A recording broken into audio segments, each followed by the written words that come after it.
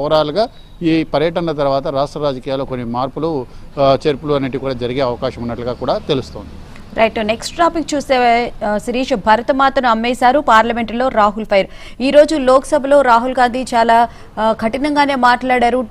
Trade deal గురించి మాట్లాడడంతో పాటు Russia China dollar గురించి ఫైట్ చేస్తూ ఉంటే దానికి సంబంధించి మనం లొంగిపోతున్నాము అని చెప్పి కూడా మాట్లాడడం జరిగింది. సో దీనికి సంబంధించి ఒక బైట్ ఉంది, బైట్ తర్వాత మీరు విశ్లేషణ చెప్తారు కానీ bite please.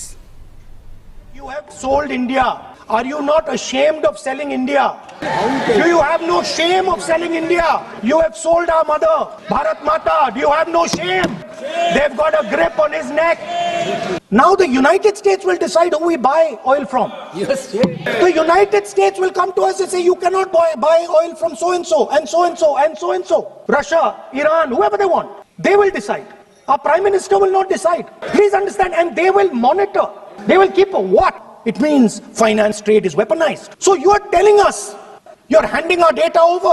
How can you even make these statements? How can you even come to this house and talk this type of nonsense? Are you not ashamed of yourselves? Right Shirish, భరతమాతను అమ్మేశారు, మన డేటాను కూడా అమ్మేశారు. రష్యా చైనా డాలర్ మీద యుద్ధం చేస్తుంటే మనం మాత్రం డాలర్కి లొంగిపోయాము అని చెప్పి కూడా రాహుల్ గాంధీ ఈరోజు లోక్సభలో తన వాదన వినిపించినట్లుగా కూడా అనిపిస్తూ ఉంది. ఏమంటారు? తప్పకుండా బోనా, ఎందుకంటే బడ్జెట్ పైన జరుగుతున్న చర్చకు సందర్భంగా లోక్సభలో ప్రతిపక్ష నేతగా ఆయన తన అభిప్రాయాలను కూడా వెల్లడించడం కూడా జరిగింది. సో ఈ నేపథ్యంలో రాహుల్ గాంధీ చాలా సంచలనాత్మకమైన కామెంట్స్ చేశాడు. అమెరికాతోటి స్వేచ్ఛా వాణిజ్య ఒప్పందం పేరుతోటి భరతమాతను అమెరికాకు అమ్మేశారు. అదేవిధంగా ఆయన ఆవేదన అనేది కూడా వ్యక్తం చేయడం కూడా జరిగింది. మన యొక్క డేటాను కూడా అమెరికాకు అమ్మేయడం ఇచ్చేయడం అనేది కూడా జరుగుతుంది. మనం పెట్రోల్ అనేది కూడా ఎక్కడ కొనాలో, మన ఇంధన భద్రత అనేది ఏ విధంగా ఉండాలో అమెరికా డిసైడ్ చేసే పరిస్థితి అనేది కూడా ఉంది. అమెరికా మనల్ని అష్టదిగ్బంధనం అనేది కూడా చేస్తుంది. అదేవిధంగా ట్రేడ్ డీల్స్ తోటి దేశంలో అల్లకల్లోలం అనేది కూడా చెలరేగే అవకాశాలు ఏంటి కూడా కనపడుతున్నాయి. ఇవి దేశ ప్రయోజనాలకు గొడ్డలు పెట్టు, దీనిపైన కేంద్ర ప్రభుత్వం పునరాలోచన చేయాలని చెప్పేసి కూడా ఆయన స్పష్టం చేయడం జరిగింది. విదేశీ క్లౌడ్ సర్వీస్ ప్రొవైడర్లు ఎవరైతున్నారో వాళ్లకు దాదాపు 10 సంవత్సరాలకు పైగా, అంటే దాదాపు 20 సంవత్సరాల పైగా పన్ను రాయితీ అనేది కూడా ఇవ్వడం అనేది కూడా సమంజసం కాదు అని చెప్పేసి కూడా రాహుల్ గాంధీ వాదించడం కూడా జరిగింది.